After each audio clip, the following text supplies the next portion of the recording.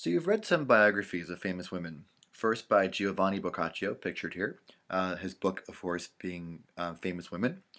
And then by the French Renaissance writer Christine de Pizan, who's pictured at the far left. And you read their biographies of Eve, of Medea, and of Semiramis, right? And you saw how each of these writers depicted these famous women, how they sort of spun their life stories to make either a feminist or anti-feminist point. And in both cases, the rhetoric was relatively straightforward. There's certainly some artfulness to how both Pizan and Boccaccio sort of frame the lives of these women through using diction, right, word choice, to create a portrait. But it was relatively straightforward. So we're going to move back to Chaucer, with whom we began this unit. Chaucer is sort of a strange case, and you're going to be deciding where Chaucer falls in sort of the feminist spectrum, right? We've already identified that Giovanni Boccaccio is sort of on the, well, not even sort of, he is on the anti-feminist spectrum, side of the spectrum, and Christine de Pizan is on the feminist side of the spectrum. And again, once again, I'll remind you that feminism was not a concept in the Middle Ages. That term did not come to be used until the near end of the 19th century, or the 1800s. But we've been looking backwards through the feminist lens, as it were, to these writers, and we sort of situated, again, Boccaccio on one end of feminism, the anti-feminism side, and Christine de Pizan on the feminist side. Now we're going to come to Chaucer. So, you're going to actually read one more biography of a famous woman. You've already read Boccaccio and de Pizan's biographies of Medea, and now we're going to add Chaucer. So Chaucer writes his own series of biographies of famous women. He wrote them after Boccaccio and before Christine de Pizan. He does so in response to something, and we're not exactly clear what happened here, but just some context. This is a very pixelated picture of Chaucer. It's actually from a medieval manuscript that probably dates from around the time of Chaucer's life. There are very few images of Chaucer from his own lifetime. Most of them were painted or illustrated after he died. But this is probably Chaucer. Chaucer is probably the figure here. And it's hard to see from this picture, but he's sitting in a kind of pulpit, although this is not a religious scene.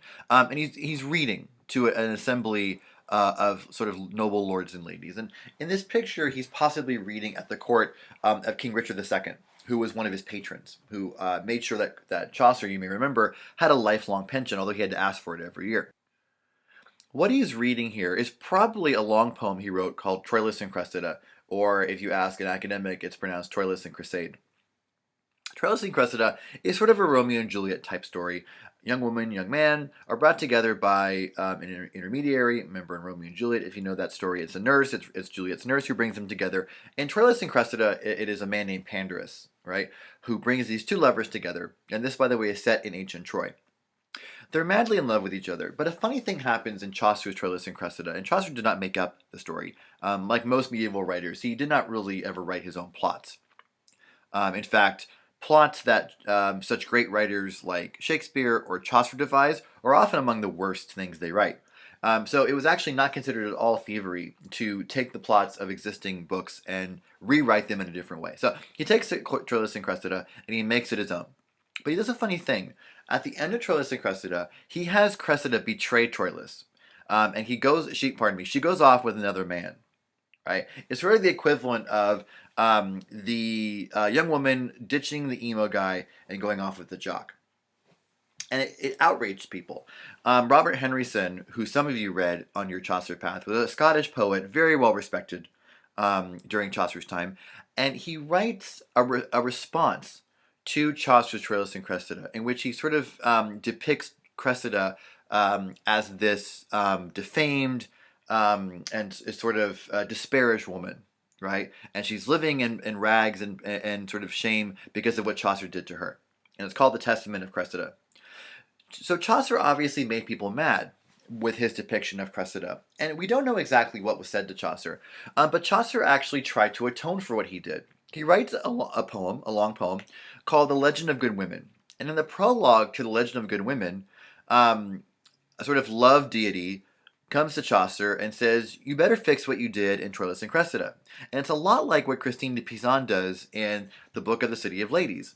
In the Book of the City of Ladies, the spirits tell de Pizan, "You better fix what Boccaccio did." Well, in Chaucer's own poem, he is chided for what he did to Cressida, and he's asked to atone for it. And so Chaucer writes this book called called The Legend of Good Women. It is set as a dream vision, which is a very popular medieval sort of narrative trope, in which the writer is visited in a dream by a god or a spirit who commands him to do something. And in this case, he is commanded by a sort of a deity of love to write the Legend of Good Women and to sort of atone for what he did to Cressida. All right. You're going to read his version of Medea in the Legend of Good Women.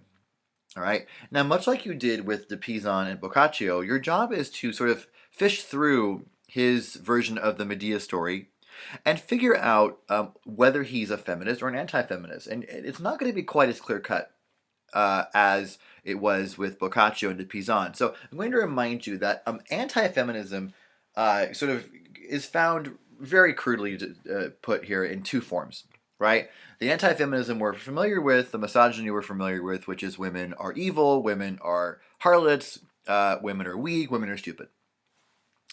The other sort of brand of anti-feminism or misogyny is that women are too pure, they're too perfect, and it makes them cruel. Or they're too pure and perfect, therefore they should not hold jobs, they should not own property, they should not touch money because it's dirty, right?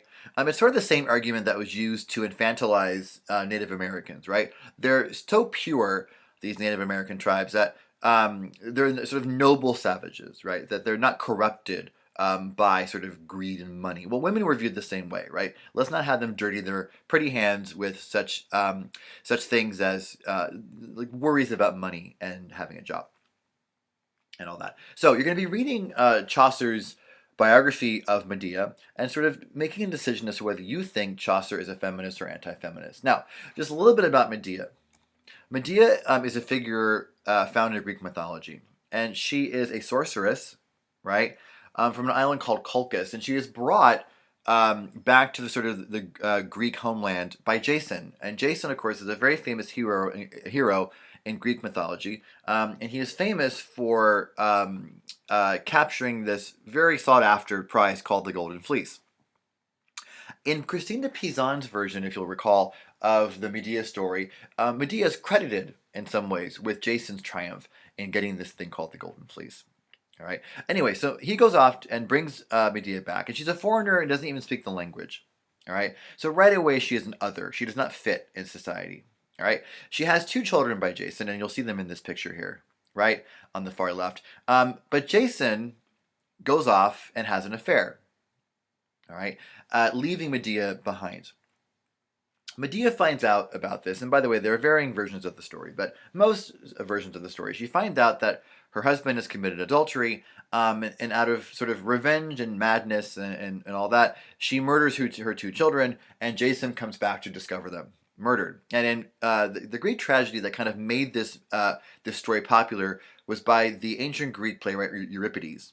And it's a very affecting play, and one of probably the most startling and stunning pieces of theater ever written. This, incidentally, is a picture from a recent sort of modern dress production of Medea. The British actress Helen McCrory here is the title character, and it's set in a more modern living room. It's actually quite common nowadays to have Medea set in a more contemporary period to kind of drive the point home in a way we'd understand.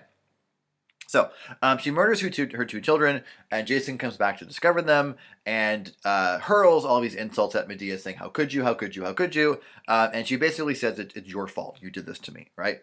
Now, Chaucer is going to tell the story of Medea. So I want you to pay attention to what he keeps of the story relative to Boccaccio and what he leaves out.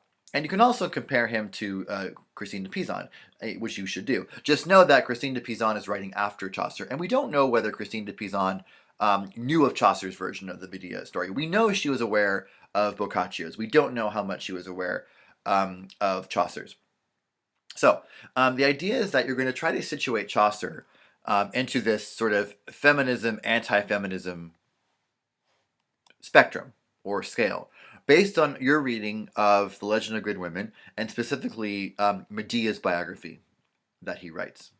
All right. So again, to reiterate, you're going to read Medea from Chaucer's The Legend of Good Women. All All right. And you're going to answer whether you think Chaucer is a feminist or anti-feminist. Now, if you happen to have read other Chaucer stories from the Canterbury Tales in which feminism is addressed, you can also use that to situate him into the feminism or anti-feminism sort of number line or scale. If you did not read a story from the Canterbury Tales that sort of regards feminism, what you'll use as your basis for declaring Chaucer a feminist or not is the Legend of Good Women.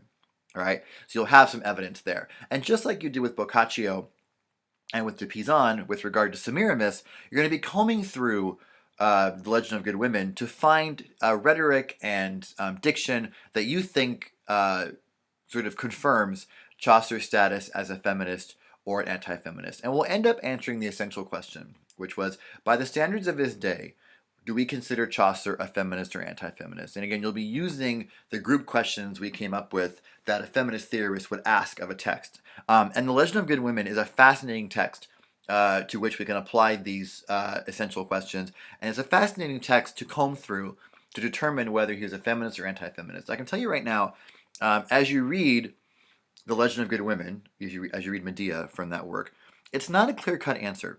So don't expect to find something perhaps as blatant as Boccaccio or de Pizan. You're going to have to use some critical thinking here to decide whether he's a feminist or anti-feminist. It's a much murkier topic, and we look forward to sort of seeing how you conceptualize Chaucer, again, as feminist or anti-feminist. So if you go to the Google Classroom, you will find the text, The Legend of Good Women. Right?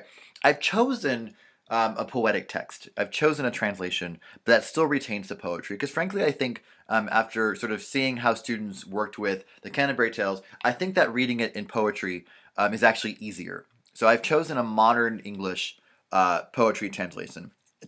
Pardon me. It's quite short relative to Chaucer's other works. So my suggestion is that you read it, go through it, and sort of see what you can gather about Chaucer's sort of feminist or anti-feminist status. And then once you've decided whether you think he is or is not a feminist, go through the text again and highlight or circle all of the diction, the phrases and the words that you think confirm the side you've taken, right? That confirm the fact that Chaucer is a feminist or an anti-feminist, all right? And then you'll be ready to answer the essential question. By the standards of his day, was Chaucer a feminist or anti-feminist? Good luck.